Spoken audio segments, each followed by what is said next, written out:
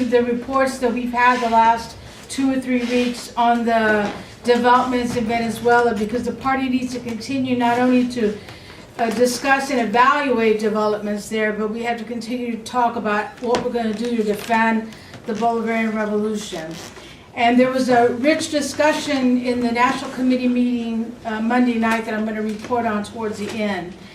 But I thought that it was really important that we raise developments in the White House that took place this week, because it's just a little bit too much, and it does, of course, have impact on Venezuela as it has on everything. And we know that it's a major circus, and we know that it's a debacle, and it's easy to ignore all that's happening with the Trump administration. It's easy to fall into a fit of laughter or a fit of rage or both whenever we watch or hear whatever Trump has said that day or tweeted on any given day. But the public shenanigans that are a daily occurrence in Washington should not distract us from knowing what is actually going on behind the scenes. In fact, one journalist referred to this as almost having a parallel government in reference to this work that's being carried out behind the scenes. And we've got to know that there are dangerous attacks that continue despite this circus. And this is why, despite the total victory that President Nicolás Maduro and the Bolivarian Revolution had this past Sunday, Venezuela remains in danger from the White House, remains in the crosshair of U.S. imperialism. Despite how laughable the Trump administration is, Washington has set a course that puts in danger not only the Venezuelan people, but workers and oppressed here and around the world. This week, Trump fired, like Mary said, his communications director. Oh, you talked about the chief of staff, I'm sorry. This week, he fired his communications director after only 11 days on the job. He fired Chief of Staff Reince Priebus, and he replaced him with none other than a military general, John Kelly. Today, the Washington Post revealed that Trump told Mexican President Enrique Peña Nieto right after his election, he told him to lie. That, okay, if you're not going to pay for the wall, just don't say it because it's embarrassing me. Just lie and say you're going to pay for it. And the other leak was that he had had a conversation with the president of Australia, and there's a long-standing agreement between the U.S. and Australia that the U.S. will accept a certain number of refugees from Australia. And the president of Australia wanted him to commit to that agreement, and he said that Trump said that would embarrass him and that he couldn't do it. Keep in mind that these so-called leaks that the Washington Post is revealing come from inside the Trump administration. For all we know, and we may never know, although it may come out in some documentary 20 years from now, that it might be Pence, the vice president. Who knows? Who knows who's leaking this information? But somebody is leaking this information to embarrass and undermine Trump. That we know. Now we know that he is a narcissistic, megalomaniac liar, in addition to everything else that you can say about him. He is so outrageous that he has now been able to get the Democrats and Republicans more and more to unite against him on this or that issue. But despite growing unity in both parties against Trump, on some things, of course, they are totally unified. Continued aggressions abroad, for example, the war in Afghanistan, demonizing North Korea. I really encourage comrades to read Comrade Sarah's and Comrade Deirdre's reports in the paper this week, because they elaborate more on this. And I haven't touched on Russia, just because I think that Russia would require a whole talk. And there's a number of comrades that are following Russia that we need to sort of come up here and give a fuller orientation. But one thing that Trump did say today was that, well, when he talked to the Australian president, he said, and he talked to Peña Nieto, he said, all these talks are so difficult, but every time that I talk to Putin, it's so great, you know. And he said today that the relationships between the U.S. and Russia are the worst they've ever been, and he blamed the Congress. Now, we don't go along with Trump's alleged support with Russia. We know that there are interests for oil and profits behind that. We don't go along with the Democratic Party's blast about Trump working with Russia to undermine the election, right? They say that they lost the election. And I always say how that shows what lack of a spine they have. If your own election is stolen from you, you're just going to form a committee or go on CNN and denounce it? Aren't you going to fight for that election? I mean, they've invaded countries for election. It just shows you how superficial and how spineless and how liars they are. They're complete liars. And of course, we know that they're completely united on Afghanistan, and that their allegiance to the capitalist system prevents them from fighting for single-payer health care, much less socialized medicine. And they're both willing to demonize President Kim Jong-un, but they would not go out on a limb to jail a killer cop. Right? And while many progressives are caught up in the shenanigans of the White House, hoping this will lead to the fall of Donald Trump, they overlook the deadly accomplishments that the Trump administration has carried out. As I've said many times, I will take extreme pleasure if Donald Trump is brought down and unable to continue his presidency. I know it will change nothing. The capitalist system will remain intact. But at least for 5 minutes, I will take great joy that one rich a-hole was taken off his throne. This Friday, August 1st, in a speech to law enforcement cops at Suffolk County Community College in Long Island, Trump said, "When you guys put somebody in the car and you're protecting their head, the way you put their hand over like that, don't hit their head and they've just killed somebody. I said you could take that hand away, okay?" And the entire room applauded and laughed and cheered him on. It was full of racist cops. He also stated that laws were horrendously stacked against police officers and that he aims to change those laws. Statements like this is exactly what earned him the endorsement of the Fraternal Order of Police last year, with the exception of black police organizations who rejected the endorsement. And then just minutes after Trump gives that disgusting racist pro-cop talk on Long Island, he gets off his plane and announces that Reince Priebus will no longer be his chief of staff, just pushed out after a stormy 6-month tenure.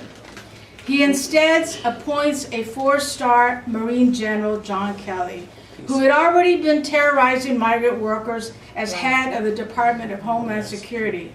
As Trump's new chief of staff, John Kelly now has become the White House's highest-ranking employee. Now, before I talk about Kelly a little bit more, I do want to point out some of the accomplishments that Trump has done, because they're very important.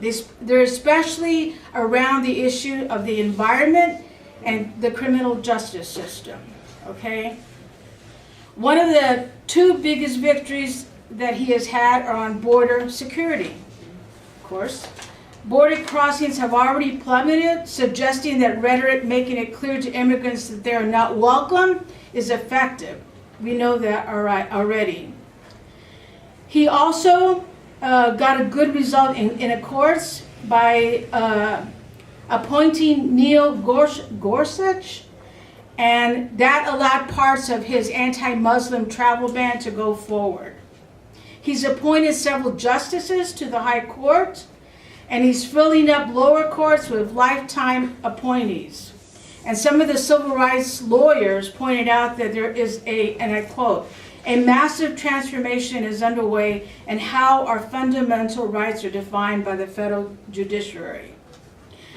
Again, on the environment, we know that Trump withdrew from the Paris Climate Accords. To begin with, they were hardly anything.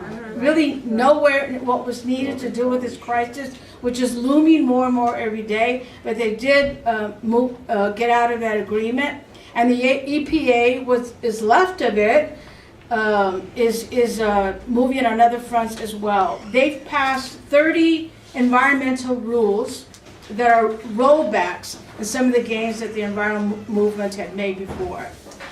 And then yesterday, Trump announced that they were slashing legal immigration to the United States.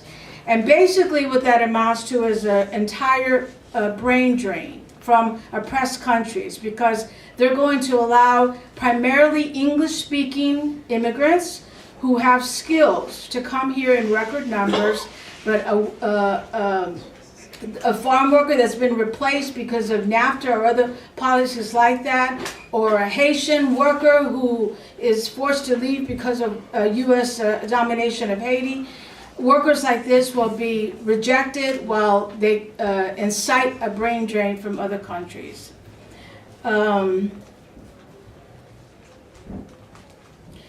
Also, one thing that's very important about the Trump administration is that while he is agitating and getting a lot of enemies in certain circles, he has constant meetings with far-right organizations in the White House. The Tea Party types, one of the most reactionary anti-gay leaders in the United States, said he has come to the White House more times than in the entire 4 years of the Bush administration, that he's gone to the White House more times between January and April than in every other time. And he was behind the anti-transgender law that was carried out recently. Of course, we know we don't want anybody in the military, but the message that Trump was trying to do is that transgender lives don't matter. That's what that was all about.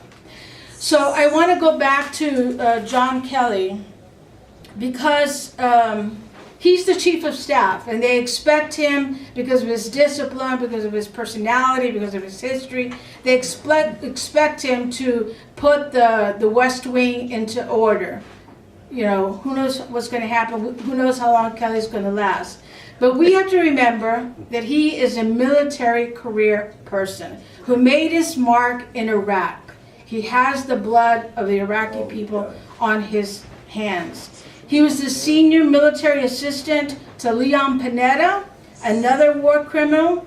He became the commander of the U.S. Southern Command, which oversees military operations in South and Central America and the Caribbean, and he oversaw the repression and the anti-human behavior towards Muslims and others in the Guantanamo Bay. He went through all that.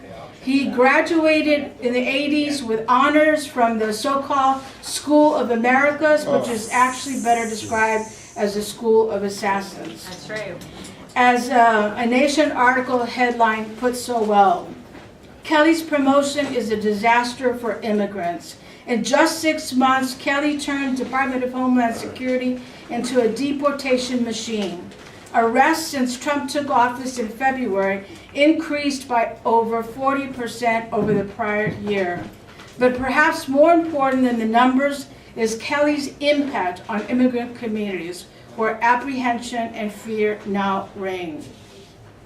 Another journalist wrote, Kelly will inherit a West Wing that has set a new standard for chaos, backstabbing, factionalism, and inefficiency. Well, we care nothing about that. We welcome disorder among our enemies. But it is a disorder where behind the scenes, the goals and aims of U.S. imperialism marches on. And we condemn the decades-long turn of the military-industrial complex to more and more encroach the military into civilian life, arrogating to itself political decision-making on behalf of the capitalist establishment. It is not new, but it is deadly. Nor is the military-industrial complex a historical accident. Integrating the industrial, technological, and scientific sectors of society into the military is intentional. Sam Marcy wrote in Generals Over the White House, The military-industrial complex is a historically inevitable outgrowth of the inherent tendencies in capitalist production in the epoch of imperialism. That is, monopoly capitalism. It has effects in U.S. culture, as a matter of fact. And we should get Monica that book that talks about how Hollywood is so completely dominated by the military and how they review all these movies and say what should and should not come out. You know, further inciting the population to be pro-war and anti-everyone. And that's why we have to turn our attention to Venezuela, comrades and friends. Now, I'm not going to repeat the excellent information and the analysis provided in Comrade Beth's article on the vote of Constitutional Assembly this past Sunday, other than the masses pouring out to vote for representatives to improve the Constitution was a total victory for President Maduro and the Bolivarian Revolution. Can you imagine such an election in this country? Can you imagine voting for Mumia or Chelsea Manning or Standing Rock Warriors or migrant leaders or intellectuals like Michelle Alexander or whoever and everybody that represents the genuine interests of the poor? It will happen one day, I'm sure. But until then, we must be on guard to defend Venezuela. We know there are atrocities everywhere. Our Palestinian sisters and brothers continue to be occupied under genocidal conditions. Migrants around the world are dying in record numbers, and so on. Clearly, more people die every day in Mexico or Honduras than all this year in Venezuela. But Venezuela is a revolutionary movement that aims to stay the hand of imperialism, not just for Venezuela, not just for Latin America, but the world. That's right. A social revolution has been carried out there, and we must work to keep the hands of U.S. imperialism out of Venezuela so they may be free to build on their political revolution. The Venezuelan masses have tasted liberation. They won't go back, but they need our help. So let us use the shenanigans in the White House as an opportunity to wedge further divisions among the ruling class. A number of ideas were raised Monday night at our NC call, and in the coming days we're going to flush out these ideas to the best of our ability. A major press conference in Washington, right at the heart of the heartland of the empire, is being worked on, along with other Latin American activists who have, for example, close relationships with Danny Glover, who has really come out to defend Venezuela and sees it as a defense of Afro-Latinos by defending Venezuela. And we want him and others. We want the bus drivers from Boston to show their solidarity with a bus driver president of Venezuela. We want Black Lives Matter activists to come to this press conference in the heart of the beast, and so forth and so on. We're talking about a 4-page spread that elaborates the issues and clarifies to all who are confused or who only have the mainstream news as their sources. But it's not just the New York Times or CNN that aims to distort the news or disinform on Venezuela. The social Democrats are also contributing to the confusion by putting President Maduro under a microscope about this or that. We are not going to do that. We're going to come out and say, hands off Venezuela, get the hell out of Venezuela, stop funding the right-wing elite in Venezuela, let President Maduro and the Bolivarian Revolution do the work that they want to do to stay the hand of U.S. imperialism and build a revolutionary movement in Venezuela. We want to be on their side. Right. Thank you.